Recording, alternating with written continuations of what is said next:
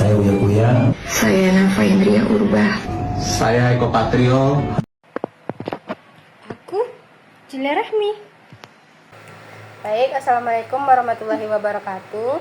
Perkenalkan, saya Julia Rahmi dengan NIM 2405074 dari Departemen Pendidikan Non-Formal. Di sini tujuan saya membuat video yaitu untuk penuntasan mata kuliah pedagogi bersama rekan saya. Perkenalkan, nama saya Serdi Rahmawati dengan NIM 2400593 dari Prodi Pendidikan Non-Formal. Pertanyaan pertama yaitu, coba jelaskan perbedaan makna dan filosofi antara istilah pendidikan, education, tarbiyah, pedagogi, dan onderwijs, serta bagaimana istilah tersebut mencerminkan nilai dan tujuan pendidikan di Indonesia. Baik, Shirley. Di sini saya akan menjelaskan tentang perbedaan makna dan filosofi pendidikan, education, tarbiyah, pedagogi, dan onderwijs. Nah, dimana yang pertama yaitu pendidikan. Pendidikan adalah usaha untuk mengembangkan potensi manusia agar menjadi pribadi yang lebih berilmu, berakhlak, dan bertanggung jawab. Di Indonesia, pendidikan mencangkup pengetahuan, moral, dan nilai-nilai Pancasila. Yang kedua yaitu ada education, di mana education ini berasal dari bahasa Inggris yang berarti proses memperoleh pengetahuan dan keterampilan agar seseorang bisa hidup mandiri dan berkontribusi bagi masyarakat. Yang ketiga ada tarbiyah. Tarbiyah dalam bahasa Arab maknanya adalah menumbuhkan atau mendidik dengan kasih sayang. Jadi pendidikan dalam pandangan Islam bukan sekadar hanya mengajar, tetapi juga membentuk akhlak dan iman manusia. Selanjutnya ada pedagogi. Pedagogi berasal dari bahasa Yunani yang artinya pedagogos, yang mana itu adalah ilmu atau cara membimbing anak. Fokusnya pada strategi, metode, dan seni mengajar agar peserta didik bisa lebih berkembang optimal. Yang terakhir ada onderwijs, di mana dalam bahasa Belanda berarti pengajaran. Di masa kolonial, istilah ini menitikberatkan pada penguasaan ilmu pengetahuan tanpa menyentuh aspek moral dan karakter. Yaitu pendidikan di Indonesia menggabungkan semua unsur pendidikan, education, tarbiyah, pedagogi, dan onderwijs. Nah, ilmu dari education, nilai moral dari tarbiyah, metode belajar dari pedagogi, dan sistem pengajaran dari onderwijs. Tujuannya sudah pasti untuk membentuk manusia yang cerdas, berkarakter, dan berbudaya. Oke, terima kasih telah menjawab pertanyaan saya. Pertanyaan selanjutnya itu, bagaimana pemahaman tentang hakikat manusia dapat membantu pendidik merancang proses pembelajaran yang bermakna dan sesuai dengan potensi peserta didik. Baik, Shirley. Di sini saya ingin menjawab pertanyaan yang kedua yaitu pemahaman hakikat manusia dalam merancang pembelajaran. Manusia bukan hanya makhluk yang bisa berpikir, tetapi juga punya perasaan, keinginan, dan potensi yang berbeda-beda. Ketika guru memahami hakikat manusia, maka proses belajar bisa disusun agar sesuai dengan karakter dan kebutuhan peserta didiknya. Contohnya, siswa yang lebih suka bergerak diberi kegiatan praktik, eksperimen, atau proyek. Siswa yang suka berbicara diberikan kesempatan presentasi atau diskusi. Sedangkan siswa yang pendiam bisa diberikan tugas menulis, refleksi, atau menggambar ide mereka. Nah, dengan memahami bahwa setiap anak unik, guru bisa menciptakan suasana belajar yang tidak menonton, tetapi lebih menyenangkan dan dapat membuat siswa merasa dihargai. Baik, terima kasih atas jawabannya. Nah, di sini selanjutnya saya bersama rekan saya. Baik, perkenalkan nama saya Isnani Fenika Zahara dengan NIM 2400573 dari Prodi Pendidikan Non-Formal. Baik, saya ingin bertanya kepada Julia, yaitu yang pertanyaannya, sebutkan 4 kompetensi utama pendidikan menurut UU SPN dan UU GD. Lalu berikan contoh penerapannya dalam kegiatan pembelajaran di kelas. Baik, terima kasih Isnaini. Di sini saya akan menjawab pertanyaan 4 kompetensi utama pendidik menurut UU SPN dan UU GD. Di mana menurut Undang-Undang Sistem Pendidikan Nasional dan Undang-Undang Guru Dosen, seorang guru harus memiliki 4 kompetensi. Yaitu yang pertama, kompetensi pedagogik, yaitu kemampuan mengelola pembelajaran dan memahami cara belajar siswa. Contohnya, guru mampu merancang kegiatan belajar yang aktif dan menarik. Yang kedua yaitu kompetensi kepribadian, di mana seorang guru harus memiliki kepribadian yang mantap, berjiwa, dan bisa menjadi contoh untuk muridnya. Contohnya, seorang guru bersikap jujur, sabar, dan adil kepada semua siswa.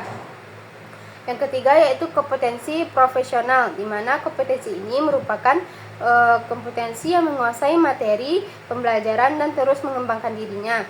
Contohnya, seorang guru matematika mampu mengaitkan rumus dengan kehidupan nyata agar mudah dipahami oleh siswa.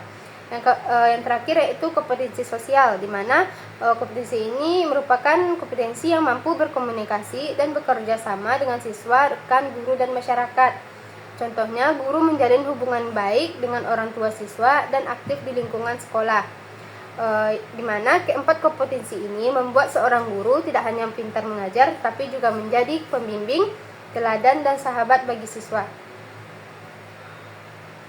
Baik, pertanyaan selanjutnya yaitu jelaskan 4 pilar pendidikan menurut UNESCO serta berikan contoh penerapan salah satu pilar tersebut dalam kegiatan belajar yang nyata.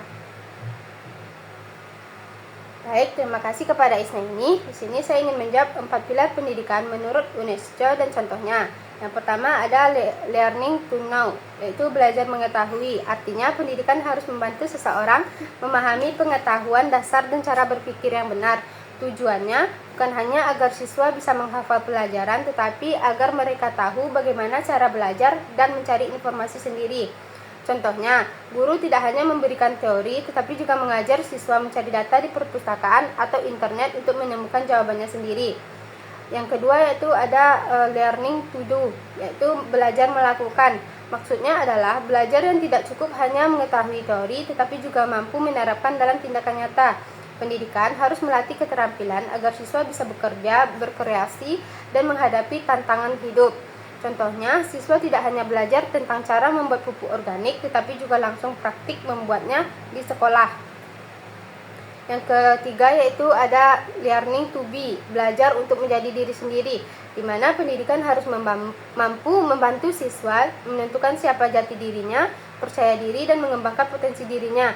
Artinya, seorang sekolah bukan hanya tempat mencari nilai, tetapi juga tempat membentuk kepribadian dan karakter. Contohnya, guru memberikan kesempatan siswa untuk mengungkapkan pendapat, memilih kegiatan yang disukai, dan belajar bertanggung jawab atas pilihannya. Yang terakhir ada learning to live together, di mana belajar untuk hidup bersama. Pendidikan harus mengajarkan bagaimana hidup rukun, menghargai perbedaan, dan bekerja sama dengan orang lain. Di dunia yang beragam seperti Indonesia ini, pilar learning to live together ini sangat penting untuk menumbuhkan toleransi, gotong royong, dan empati. Contohnya, siswa bekerja dalam kelompok yang anggotanya berbeda latar belakang, belajar saling mendengarkan, dan menyelesaikan tugas bersama. Nah, dari keempat pilar tersebut, melalui learning to know, siswa tahu ilmunya, learning to do, mereka bisa mempraktikannya, learning to be, mereka mengenal dirinya, dan lewat learning to live together, mereka belajar hidup rukun dengan orang lain. Pendidikan yang baik adalah pendidikan yang menyeimbangkan keempat hal tersebut, bukan hanya membuat anak pintar, tetapi juga berakhlak dan mampu hidup di masyarakat ke depannya. Baik, terima kasih Julia. Pertanyaan terakhir, terima kasih Julia. Pertanyaan terakhir yaitu jelaskan konsep multiple intelligence menurut Howard Gardner dan berikan contoh bagaimana guru dapat menyesuaikan metode pembelajaran sesuai karakteristik kecerdasan peserta didik. Baik, di sini saya akan menjawab pertanyaan terakhir, yang mana pertanyaannya konsep multiple intelligence kecerdasan menyemuk menurut Howard Gardner, yaitu Howard Gardner seorang psikolog dari university menyatakan bahwa setiap orang memiliki lebih dari satu jenis kecerdasan. Menurutnya, anak tidak bisa diukur hanya dari nilai akademik atau IQ-nya saja, karena setiap orang punya kelebihan dan cara belajar yang berbeda. Yang pertama yaitu ada kecerdasan linguistik, yaitu bahasa, kemampuan menggunakan kata secara efektif, baik lisan maupun tulisan. Contohnya, seorang siswa pandai menulis cerita, berpidato, atau menyampaikan ide. Cara guru menyelesaikannya itu dengan melakukan kegiatan belajar menulis, membaca, atau debat. Yang kedua yaitu kecerdasan logis atau matematis, di mana kemampuan itu berpikir logis, menghitung, dan memecahkan masalah. Contohnya, seorang siswa suka berhitung, eksperimen, atau teka-teki logika. Nah, di sini guru bisa memberikan proyek sains atau permainan strategi. Yang ketiga yaitu ada kecerdasan visual atau spasial, di mana kemampuan memahami bentuk, ruang, dan warna. Contohnya, siswa suka menggambar, mendesain, atau membuat peta konsep. Di sini guru dapat memakai gambar, video, diagram, atau alat peraga visual untuk siswa tersebut. Yang keempat ada kecerdasan kinestetik, yaitu kemampuan belajar lewat gerak tubuh dan pengalaman langsung. Contohnya, siswa aktif suka olahraga dan belajar lewat praktik. Nah, di sini guru bisa mengajar lewat permainan, eksperimen, atau drama. Yang kelima itu ada kecerdasan musikal, di mana kemampuan memahami nada, irama, dan musik. Guru contohnya seorang siswa bernyanyi, memainkan alat musik, atau peka terhadap suara. Di sini guru bisa memakai lagu atau irama untuk menghafal pelajaran. Yang keenam ada kecerdasan interpersonal, itu kemampuan yang berhubungan dan bekerja sama dengan orang lain. Contohnya, siswa mudah bergaul, memimpin, dan peka terhadap perasaan temannya.